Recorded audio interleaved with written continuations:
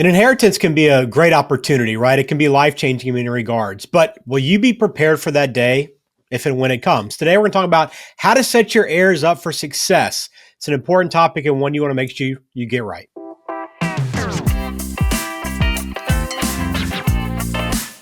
Welcome into Legacy Beyond Wealth. I'm Ben George with Rob Shelton over at Axio Wealth Management. And I know, Rob, you focus all the time about wealth management with your clients, but sometimes you get this unexpected inheritance, right? So maybe sometimes it's expected, but either way, kind of this big windfall can be life-changing, but we're not always in the greatest position to handle that money and make wise decisions moving forward, are we? That's very, very true. I mean, there's definitely some challenges, and losing a loved one is very emotional and psychological in nature, right? And I think we've talked about it before, Ben. I feel like I should have got a degree more in psychology than in finance Yeah. because money is so much related to psychology and our experience around that. So, absolutely. Yeah, we're going to kind of work through this today just to kind of help put you in the best position to succeed. You want to get it right.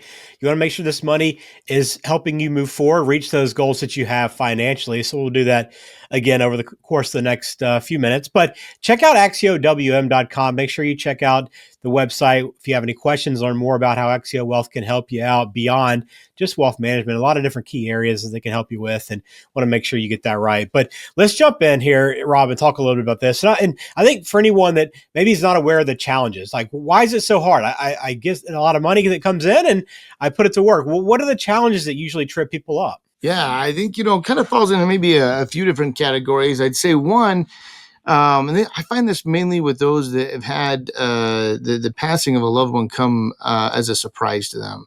But usually there's maybe some guilt or isolation that's felt around that. And people be like, well, how would you feel guilty about inheriting money? But, if you have the tragic death of a loved one, as I've talked with people who have gone through that, they would much rather give back all the money in the world to be able to have that loved one back in their life. I mean, relationships are some of the most precious and cherished possessions that we have.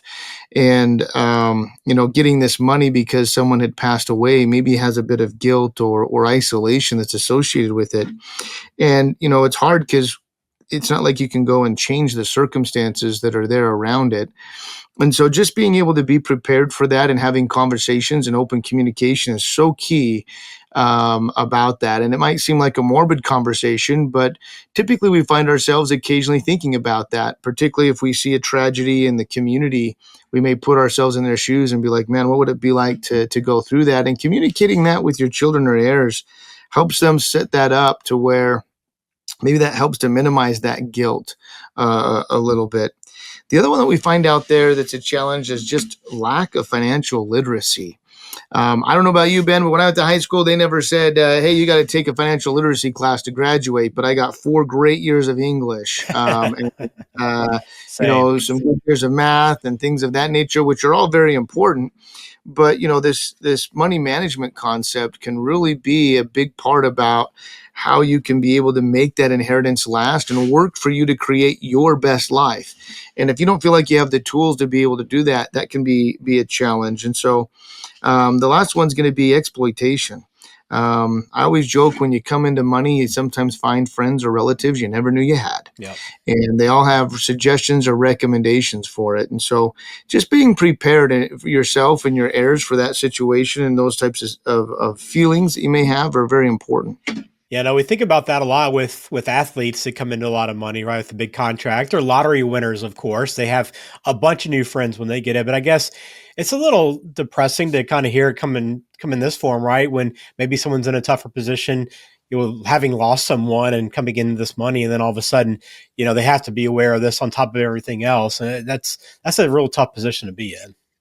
Boy, and when someone's trying to grieve and then they get caught up in something that they felt like they were exploited to or taken advantage of, that's a whole nother level of psychology that just is tough to be able to go through. And boy, I don't know how people can be able to do that, quite honestly. But there are those unfortunate predators that do exist out there. All right, let's talk some strategies then for anyone that is in this position that maybe just came into some money or maybe thinks, hey, it's a possibility in my future, or hey, look, I just want to be prepared in the event that I do get inheritance. What are some strategies then to prepare someone for this big responsibility? Yeah, I think the most important one is communication. I think we all have this weird thought about talking about, what we know is the inevitable. We don't know exactly when or where or how, but we're all going to be on this path that leads us to passing away at some point in time.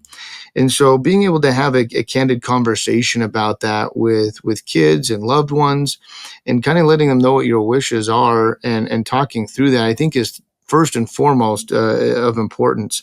The next is being able to talk about maybe some of the values that you would hope that this money would be able to be used. I remember I found myself at a luncheon with the granddaughter of Lawrence Welks. I don't know if you ever remember staying up late at night there, Ben, and watching some reruns, and the black and white TV show of the Lawrence Welks show would come on. But it was interesting talking about the wealth that Lawrence created and passed on from one generation to the other. And she was the third generation. And I loved how they had created what they called a junior board of their kids and grandkids to make sure that they help them understand the importance and the stewardship of money, as well as giving that money away and the value and the good that you can do about it. And so I think that's a real important conversation. But last but not least is being able to help people get that financial literacy from a young age. I know in our family, we start about 8 years old, and that's because that's when they're able to get a debit card.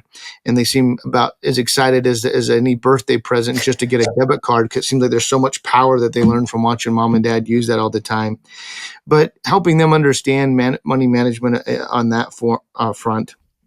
And the last but not least is, I don't know anyone that really does it great doing it themselves. We all need to have some level of professionals that we use in our lives, and helping them know how to vet and talk openly with professionals to be able to trust them and to find those right professionals that would be the great fit for them. Are you ready to unlock the freedom to live your best life? Schedule your no-cost 60-minute discovery meeting with our team today.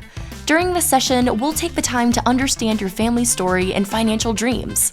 Together, we'll craft a personalized roadmap designed to help you achieve your goals.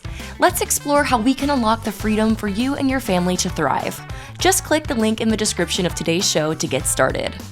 Yeah, all important things to prepare yourself. And I want to touch on that legacy a little bit more with you. I know it's something that is a priority for you guys at Axio, and something you help a lot of people with. And not everybody cares about legacy, but for those that do, and keeping this money, making it last for more than one generation, right? And you talk about having these conversations with children and heirs, and just making sure they're kind of aware of that responsibility. How do you help people get in that position to where they can use this money, the wealth that they've amassed and that they've accumulated, as a positive change, not just for themselves, but for their kids and their grandkids and beyond? Yeah, I think one is just trying to understand and taking time to sit down and envision it yourself. I think sometimes we get so caught up in the day-to-day transactions of life, building the wealth, that we forget what we're building it for. As I find a lot of clients that have reached that pinnacle of success where they've built that substantial wealth, that they're financially free, then that mind shift starts to shift a little bit into, well, what was it all for? I've got this great life that I'm creating, but there's more here than I will probably spend, and what do I want to see happen with that? There's a lot of blood, sweat, and tears that are represented in this wealth, and how do I make sure it's being used in the way that will best benefit the next generation to live their best life? And unfortunately, we worked with a family where it was a third generation, and it really destroyed that next generation, because they were not prepared financially to be able to take that on. And so they made a lot of poor decisions that led to a lot of marital problems. And boy, money can be the root of a lot of issues if not used the right way, just like any other tool, right? Yeah, there's no question about it.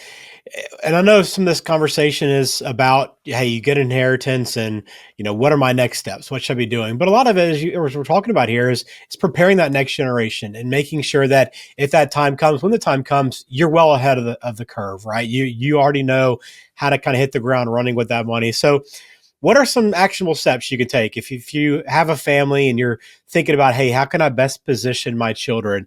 What are some things you can do today to kind of help make sure that they are prepared for that money? Well, I think first and foremost, as we talked about before, is that education. And I think it's going through a lifelong education, not just giving them a debit card when they turn 8, but trying to teach them and have some real life experience, and having the understanding and stewardship that comes along with money.